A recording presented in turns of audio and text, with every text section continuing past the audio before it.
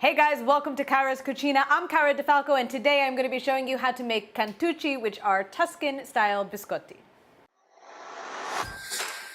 Great food isn't just about good ingredients and knowing how to cook, it's about telling the story of the food.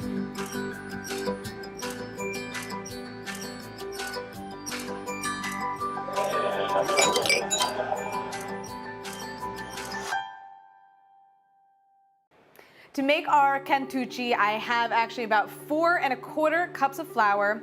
I have 1 1/2 cup of sugar. I have 2 sticks or 1 cup of butter, 4 eggs, a teaspoon of vanilla, a pinch of yeast, again, Italian recipes, a 1/2 cup of Vinsanto, and 3 cups of whole raw almonds. So I just want to talk to you guys briefly about the Vinsanto. So Vinsanto is a dessert wine or a wine that they would have after dinner. It's pretty strong. I'm calling it wine. It's a liqueur. You can see it's pretty dark in color. It's pretty powerful in flavor, so it's not necessarily for everybody. But not only does it go into these biscotti, but it's also then what you would serve them with after they're made. Now, of course, you can always have these for breakfast and dunk them in some coffee as well. But these are really good. They're just little tiny biscotti, mildly sweet, really flavorful. So I'm going to show you guys how to make these. And the Vinsanto is pretty easy to find here in the States. You can typically find it at any one of the larger liquor stores, so you should be able to grab that easily.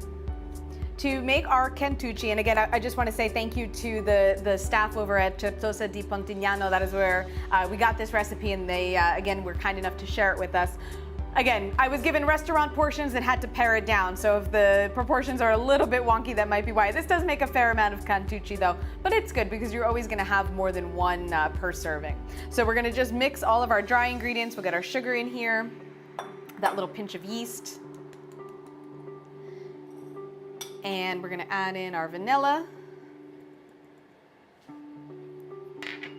Our butter, mine kind of was getting a little melty, but as long as it's room temperature, that should do. We're actually just going to mix this all together with our hands ultimately. So those eggs, the Vinsanto, and I'm going to hold off on the almonds just yet. I want to get this started.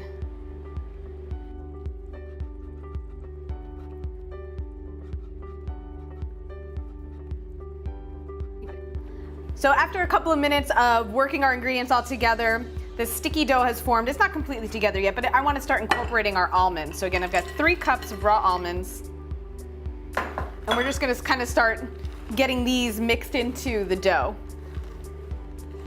It will all come together, I promise. Once we have our almonds incorporated into our dough, and this is why we're just going to mix it with our hands, I've got a lightly floured surface. I've got a cookie sheet that I have some parchment paper over, and our oven is preheated to 400 degrees. So we're just going to take off about a baseball-sized piece of dough, and we're going to roll this into a log. So get this off of here. Okay. Get it going. A little flour in this hand. We want our log to be about 2 inches thick. These really aren't going to expand any in the oven.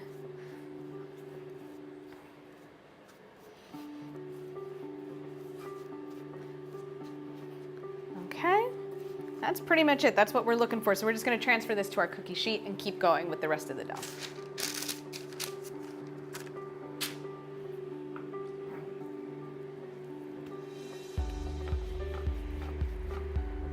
I do want to mention, obviously, the length of the log is completely irrelevant because we're going to slice these into pieces. So don't worry about them all being the exact same size. They just have to be the same width. These are going to go in a 400-degree oven for 25 minutes. Once your cantucci have just beginning to turn a nice golden color, we're going to pull them out of the oven. And while they're still warm, we're just going to slice them on an angle for pieces that are about 1 inch thick. And some of them might break apart just a little bit because of the almonds in there. And then we're going to put these back on the cookie sheet and back into the oven just for another 5 minutes.